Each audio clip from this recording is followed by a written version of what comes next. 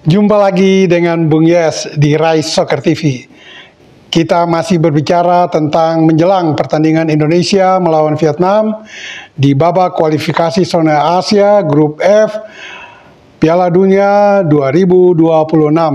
Indonesia akan menjamu Vietnam di Stadion GBK Gelora Bung Karno Senayan, Jakarta pada hari Kamis esok, tepatnya pukul 20.30 malam.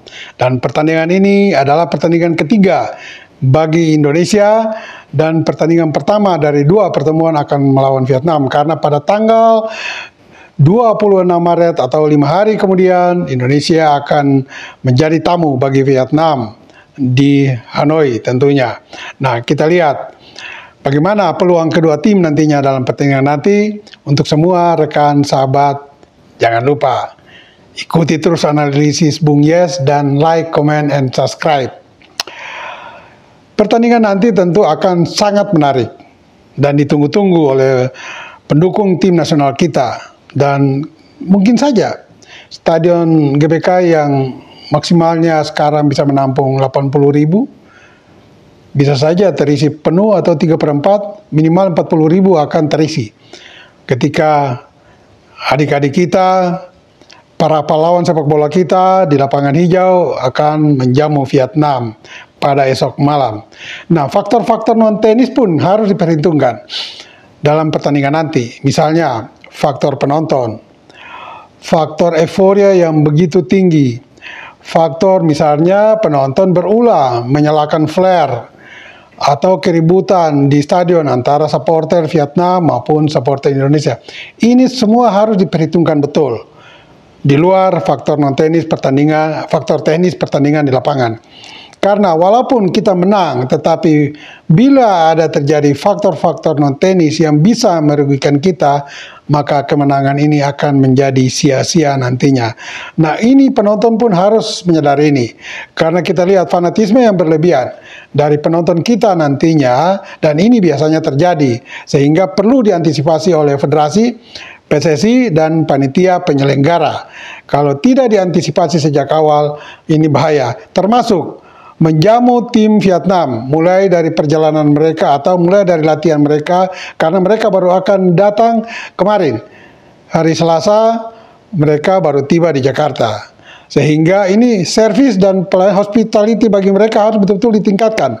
Sehingga tidak ada faktor-faktor non-tenis yang bisa merugikan Indonesia nantinya. Sampai pada di hotel, makanan, perjalanan dari hotel ke stadion, ini betul-betul harus rapi semuanya. Sehingga kalau kita menang benar-benar sempurna, perfect. Tidak ada protes atau tindakan yang berlebihan dari Vietnam untuk menggagalkan kemenangan kita nantinya. Misalnya, karena kemenangan memang sangat kita harapkan. Nah, itu tentang faktor-faktor, sebagian dari faktor-faktor non-tenis nantinya. Nah, bagaimana pertandingan kedua tim ini akan terjadi di lapangan? Saya mencoba untuk menganalisis berdasarkan data-data yang ada maupun dari pengalaman pertemuan kedua tim, terutama pertemuan terakhir di Piala Asia kemarin sekitar 2 bulan lalu, di mana kita unggul 1-0 lewat gol penalti Asnawi Mangkualam. Dan gol itu menyingkirkan Vietnam dan meloloskan kita ke babak kedua. Tetapi secara keseluruhan memang Vietnam ini menjadi momok yang menakutkan.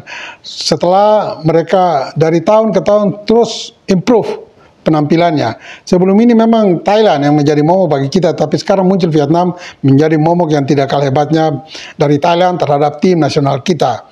Nah, Sintayong, pelatih Sintayong ini harus hati-hati ketika dia mulai dari menyusun tim 11 orang menjadi starter sampai pada taktik dan strategi bermain nanti di lapangan. Karena walaupun kita baru saja mengalahkan Vietnam di Piala Asia, tetapi bukan tidak mungkin Vietnam telah mengetahui betul kelebihan dan kelemahan kita, belajar dari kekalahan mereka kemarin, maka mereka mungkin sudah bisa memperbaiki, menutup kekurangan mereka dan mengantisipasi kelebihan tim kita. Karena sosok pelatih di balik Vietnam adalah seorang Philippe Troussier, pelatih yang sangat berpengalaman dan banyak melintang di sepak bola Jepang maupun Eropa, sehingga dengan filosofi bermain bola yang benar yang telah dimiliki oleh Philippe Troussier, saya kira Vietnam akan menjadi salah satu kekuatan yang perlu kita segani ke depan. Bukan saja dalam pertandingan ini, tapi pertandingan ke depan. Dan ini harus dimulai dari Sintayong agar pemain dan tim kita nanti benar-benar siap. Tidak saja siap untuk bertanding, tetapi siap untuk meraih 3 poin penuh dari Vietnam besok malam. Nah, kita lihat seperti apa sih tim yang akan dimainkan, formasi 11 pemain kita. Karena hingga saat ini PSSI sudah menaturalisasi lebih dari 10-11 pemain, sehingga mereka ini pun masuk dalam tim yang dipanggil Sintayong untuk pelatnas. Karena pelatnas mereka baru kumpul kemarin hari Minggu, dan hari Senin sudah berlatih penuh walaupun tanpa beberapa pemain yang masih telat hadir. Nah, untuk starting 11 yang akan dimainkan oleh STY kemungkinan tidak seperti kita mengalahkan Vietnam di Piala Asia kemarin.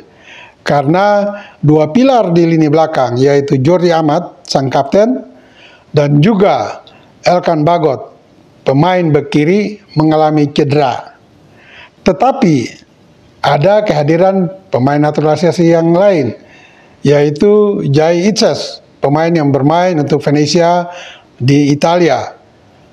Namun, komposisi dengan tiadanya Jordi Amat dan Elkan Bagot di belakang, ini menjadi pekerjaan yang sangat besar bagi Sintayong. Karena kehilangan 2 pemain di pilar belakang, tidak saja Sintayong harus mencari penggantinya, tetapi bagaimana mematangkan mereka dalam kerjasama nantinya. Ini sangat penting, karena kita lihat ketika di Piala Asia, baik Ivar Jenner atau Justin Hubner yang baru datang dan dimainkan, ternyata mereka membuat blunder, terutama pada diri Justin Hubner.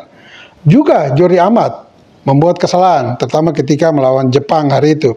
Sehingga lini belakang akan menjadi kunci kekuatan Indonesia untuk bisa meraih kemenangan atau tidak.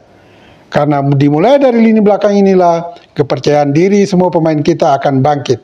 Nah, komposisi lalu seperti apa sih tanpa Jordi Amat dan juga Elkan Bagot? Saya memperkirakan ada beberapa pilihan di lini belakang. Kalau STY bermain dengan komposisi 3-4-2-1, 3 belakang, 4 tengah, 2 pemain yang gantung antara gelandang dan penyerang, dan 1 striker murni. Maka di 3 belakang tanpa Jordi Amat dan Elkan Bagot, kemungkinan besar di bek kanan adalah Sandy Walsh. Kemudian di tengah adalah Jai Itzes, dan di kiri adalah Nathan Chuaon. Karena baik Sandy Walsh di kanan maupun Nathan di kiri, memang itu posisi mereka di klub mereka masing-masing. Jadi tidak salah kalau mereka itu akan dimainkan di posisi aslinya. Yang menjadi masalah adalah komunikasi dan saling pengertian antara ketiga pemain ini di belakang nantinya. Ini sangat penting dan sangat vital, karena komunikasi yang dibangun secara terus-menerus dan secara konsisten antara ketiga pemain ini tidak saja membuat permainan mereka akan makin solid, tetapi bisa membuat dan mengangkat kepercayaan diri bagi pemain-pemain lain, terutama di lini tengah dan lini depan. Bagaimana di 4 tengah? Sekali lagi, tanpa Jordi Amat dan Elkan Bagot, kemungkinan formasi 4 tengah adalah Yaakob Sauri, dan juga ada Ivar Jenner. Sementara Justin Hubner akan gantung sedikit bertahan antara 3 belakang dan 4 tengah. Kemudian di kiri ada Marcelino Ferdinand. Itu kira-kira untuk formasi 4 tengah. Tetapi kalau 2 pemain yang baru saja dinaturalisasi, diambil sumpah untuk menjadi warga negara Indonesia, yaitu Tom Haya dan Ragnar Oratmangun, bisa dimainkan karena mereka sudah mendapat izin atau restu atau legalisasi dari FIFA, maka kemungkinan besar dua gelandang menyerang yang akan membantu striker murni Rafael Struijk di depan adalah Ragnar di kiri dan Tom Haya di kanan. Itu dengan catatan, kalau Tom Haya dan Ragnar sudah bisa dimainkan. Tetapi kalau mereka berdua tidak dimainkan, karena belum menyelesaikan atau belum valid dalam urusan administrasi, maka komposisi empat tengah kemungkinan di sayap kiri adalah Arkan Arhan, sementara di depannya adalah Marcelino. Sementara di kanan adalah Yakob Sauri. Nah, ini komposisi-komposisi ini yang akan membuat tim kita lebih nyaman bermainnya.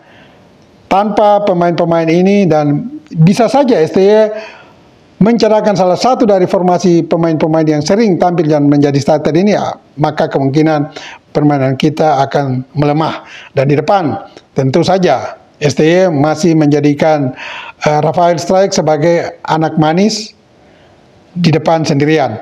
Tetapi dia tentu akan dibantu secara maksimal oleh para gelandang. Dan mengapa Rafael ini menjadi anak manis, anak emasnya STY? Karena tipikal dia dengan usia yang masih sangat muda, 23 tahun, dia memiliki kecepatan dan kerja keras di depan. Speednya cukup bagus, skillnya juga cukup bagus, karena dia pun yang membuka peluang bagi kemenangan Indonesia di Piala Asia kemarin lewat penalti dari kapten kita, Asnawi Mangkualam. Lewat gerakan individu yang berani dari Rafael Struijk ini, maka dia masuk ke kotak penalti dan dijatuhkan oleh lawan di kotak penalti, sehingga kita mendapat penalti hari itu. Saya kira cara bermain seperti ini yang harus terus ditingkatkan oleh Rafael Struijk. Walaupun dia sampai saat ini belum mencetak satu gol pun bagi tim nasional, tetapi dengan gerakan-gerakan tanpa bolanya maupun umpan-umpannya diharapkan bisa memberikan kemenangan bagi tim nasional kita nantinya.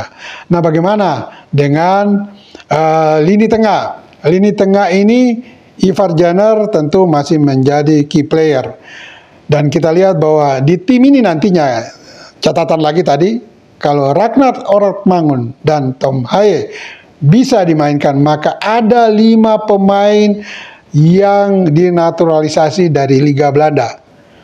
Jadi kalau dalam pembicaraan sehari-hari di komunitas sepak bola disebut bahwa tim nasional kita sekarang adalah tim Indonesia rasa KNVB atau rasa Belanda. Ya, wajar-wajar saja kalau nanti mungkin di putaran kedua Tom Haya dan Ragnar Oratmangun sudah bisa dimainkan. Lalu bagaimana dengan Vietnam? Philippe Troussier kemungkinan akan kehilangan penyerang tengahnya karena cedera engkel, yaitu Nguyen Chong Puong. Dalam latihan sebelum berangkat ke Jakarta, dia mengalami cedera engkel. Mudah-mudahan benar, karena kalau tanpa penyerang tengah andalan mereka, maka pemain belakang kita akan lebih kurang kerja kerasnya. Itu kira-kira dari Vietnam. Tetapi jangan lupa, dengan pengalaman Troussier dan pertemuan di Piala Asia, tentu mereka akan belajar dari situ untuk bisa membuat kejutan bagi tim kita. Jadi prinsipnya tim kita sebaiknya bermain hati-hati dan tetap dalam kepercayaan diri yang tinggi. Dan supporter baik langsung di stadion maupun yang nonton lewat siaran langsung televisi, sebaiknya nonton dengan penuh semangat dan berikan support yang maksimal, tetapi dalam konteks tetap masih fair play. Kita boleh dukung tim nasional kita. Andai pun kalau kalah, ya jangan sampai terjadi sumpah serapa, atau bahkan televisi kita mungkin dipecahkan karena begitu kesal. Tetap semangat dukung tim nasional kita, karena ini masih belum tersingkir tim kita dalam perjalanan untuk bisa menembus putaran berikut kualifikasi Piala Dunia. Skor kira-kira ya 1 digit, 2 digit untuk kemenangan kita. Ingat, bola itu bulat. Giring terus.